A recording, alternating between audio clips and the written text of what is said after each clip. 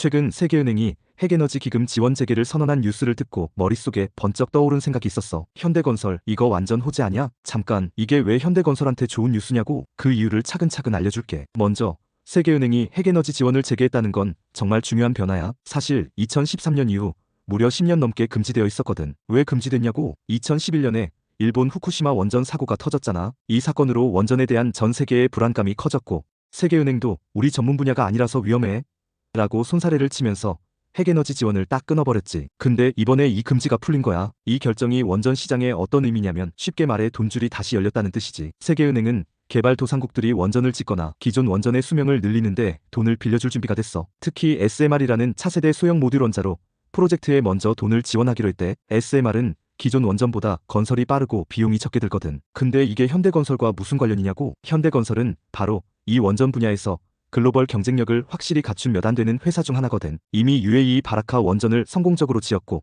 미국의 웨스팅하우스, GE 히타치 같은 글로벌 톱급 회사들과 손잡고 세계 시장에서 프로젝트를 추진 중이야. 웨스팅하우스라는 AP1000 모델을 공동으로 입찰하고 있고, GE 히타치와는 핀란드 프로젝트에서 깊숙이 협력하고 있거든. 거기다 SMR 분야에서도 프랑스 프레모톰, 일본 미추비시와 기술 협력 가능성이 열려 있어. 자, 그런데 세계은행이 돈줄을 풀었으니 개발도상국들은 이제 마음껏 원전을 짓게 될까? 그건 또 달라. 사실 원전을 짓는 건 굉장히 복잡해. 설계, 허가, 건설까지 짧게 잡아도 510년은 걸리고 막대한 초기 비용과 엄격한 안전 규제도 필요하지. 그래서 당장 전기가 급한 개발도상국들은 태양광이나 풍력을 먼저 선택하곤 해. 하지만 안정적인 전력이 꾸준히 필요한 나라들은 결국엔 원전을 선택할 수밖에 없어. 이미 카자흐스탄, 슬로바키아, 스웨덴, 인도네시아, 베트남 같은 나라들이 원전을 짓겠다고 줄을 섰어. 심지어 그리스 같은 유럽 국가도 원자력 발전을 처음으로 검토 중이야. 앞으로는 더 많은 나라들이 세계은행 자금을 이용해 원전 건설을 본격화할 가능성이 높아졌지. 물론 이 시장이 현대건설 혼자 독식할 수 있는 시장은 아니야. 러시아의 로사톰, 중국의 CNNC, 프랑스의 EDF 같은 강력한 경쟁자들이